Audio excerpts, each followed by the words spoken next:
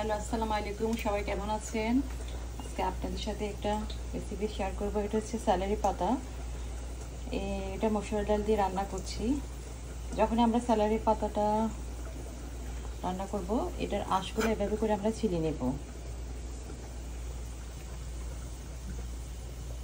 ডালের সাথে একটু হলুদ গুঁড়া, একটু হালকা একটু মরিচের গুঁড়া, জিরার গুঁড়া আর পেঁয়াজ রসুন দিয়ে টমেটো দিয়ে রান্না করব।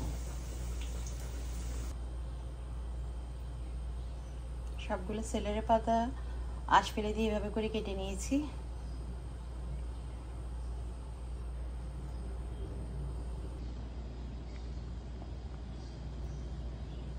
ডালটা এভাবে ফুটে উঠলে আমরা সেলের পাতাগুলো দিয়ে দিব।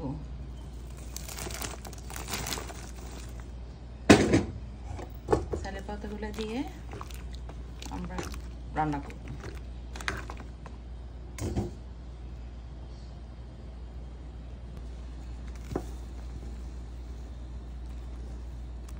দেখেন কি সুন্দর কালার হয়েছে।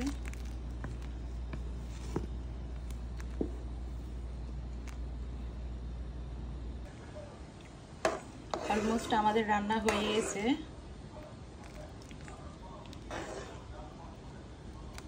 এটা একটু পাতলা ঝোল করে রাখলে সুবিধা। এই যে এমন হয়েছে। এখন আমরা তেল মেরে দেব।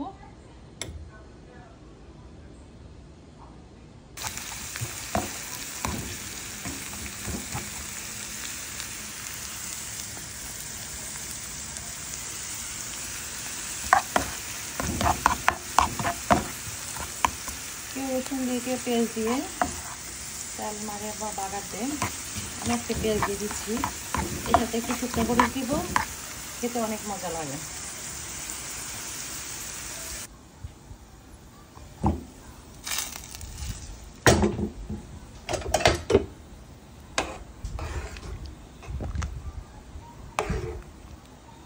দিয়ে দিলাম আর এর সাথে আমি কয়টা শুকনো মরিচ দিয়ে দিব।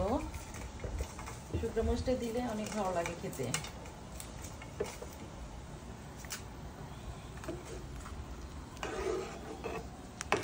আমার রান্নাও শেষ।